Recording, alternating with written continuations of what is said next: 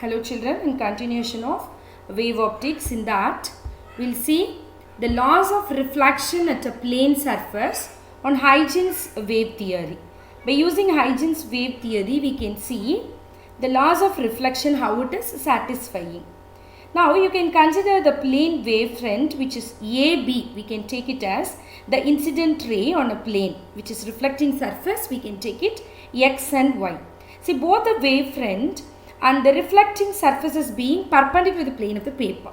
Now, first the wavefront which touches the reflecting surface at B, right? And then it will be the successive points to that C.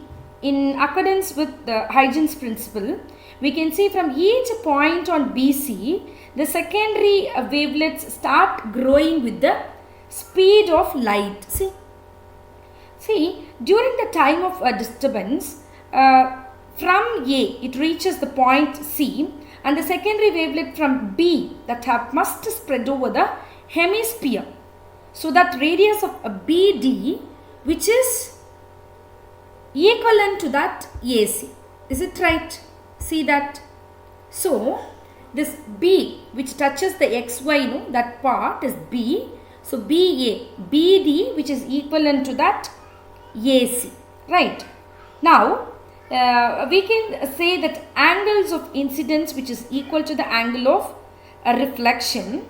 So, from that, we can say the tangent of the plane CD which is drawn from the point C over this hemisphere, the radius CT which will be the new reflected wavefront.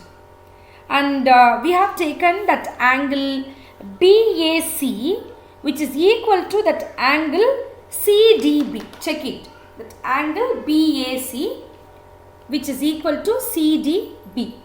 Which there is nothing we have written, that you have to take it as B. Right.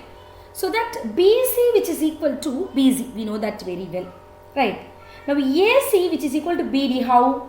Because of the each is equal to what we said, VT, right? That is nothing but the speed of light. So now we can say triangle ABC is more or less equal to the triangle DCB. Triangle ABC which is equal to triangle DCB. So from that we can compare the angles of the same ABC. See the B angle which is equal to that C angle. So that I which is equal to R. So as per the theory we know that very well. The angle of incidence which is equal to the angle of a reflection. This proves the first law. And finally we can say that for the ray of light from the different part on the incident wavefront, which is values of the AF, and but the light from the different points of the incident front should take the same time to reach the corresponding points on the reflected wavefront. That is only we said and proved that I which is equal to R.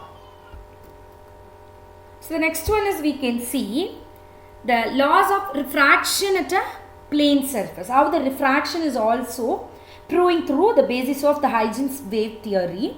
Here you can also consider the plane wavefront of a AB incident on the plane surface of XY.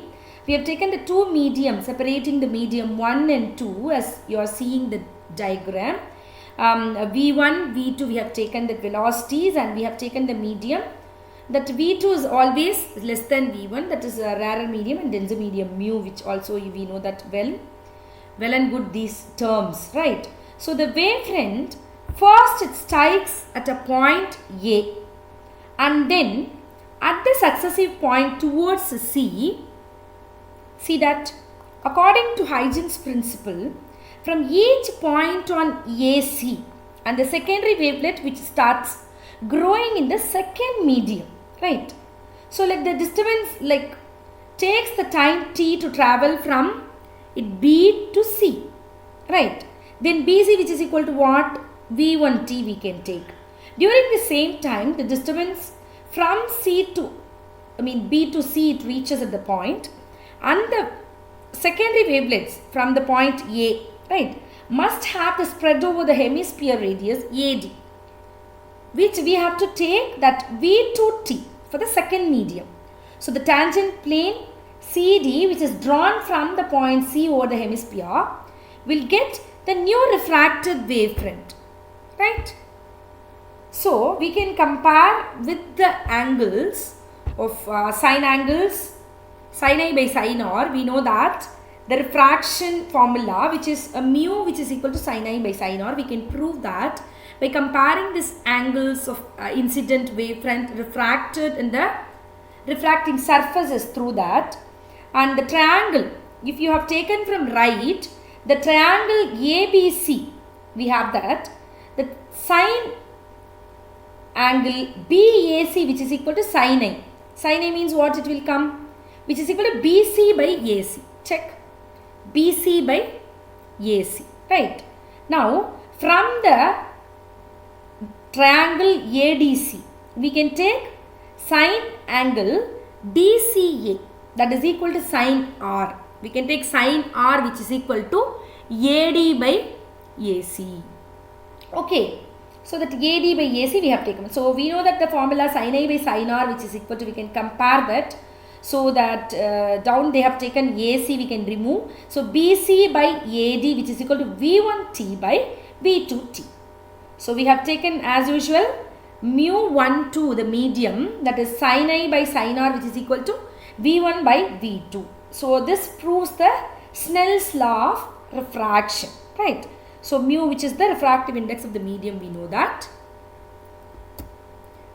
Now we'll see the behavior of a concave mirror, like the plane wavefront, which is like concave mirror, if suppose it is a convex mirror, and prism, like a different, the behavior we can see. So the reflection of a plane wavefront, suppose from a concave mirror, if suppose. See, this shows the reflection of the plane wavefront from a concave mirror, and the central part of the incident wavefront has to travel the greatest distance. It is before it is getting reflected, and compared to that, a point which you have taken the center point, and therefore the central portion of the reflected wavefront is closer to the mirror. Check, it is closer to the mirror. The first diagram only, please check. And so that we can say the reflected wavefront is spherical and it is converging to the locus in the concave mirror. And say, check in that convex mirror. Check in the convex mirror. In the same way, the refraction of the reflection of a light which is going and it is diverging to the focus, right? So these are all the two behaviors of the concave and the convex mirrors. Now we can see for the convex lens, here we are seeing the refraction. Refraction of a plane wavefront through a convex lens, which we have taken the path same like the plane wavefront which is traveled through the greatest thickness of this lens, is it right? So the marginal part of AB of the wavefront which travel through the minimum thickness and the lens which are showed down at least. So the emerging wavefront is spherical and it is converging to the focus. So the same here, the concave lens, it will get diverge, right?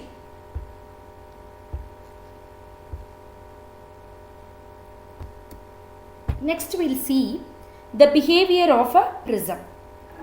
So with the help of this diagrammatical expression, we can see how the plane wavefront which is incident on a prism, how it will be behaved, we'll see. See, the refraction of the plane wavefront through the prism means the speed of the light of glass is smaller than the air, that we know, right? So the lowest part of that AB, that part, and that we can see the wavefront which travels through the greatest thickness of the glass prism. So it contains a much thickness, is it right, of the glass prism, which is slow down the most of the part, right, like the upper part, right, it will get much slow down, which travels through the minimum thickness of the glass prism, right. So this explains that this titling plane wavefront after refraction through a prism. So the next one is the coherent source. What are coherent source? Coherent, which is nothing but the lights or the sources emits light waves of same wavelength and the same frequency in same phase, which are having the constant phase difference. So the wavelength, frequency and the phase, the three things should be same for a particular source of light. So that particular light source, which we can call it as a coherent source. So coherent source can be produced by two methods. What are the two methods? By division of the wavefront with the help of the method that is the Young's double slit experiments we can see in our class, and by division of amplitudes, that is the partial reflection and the partial refraction. In that way we can see, right? Thank you children.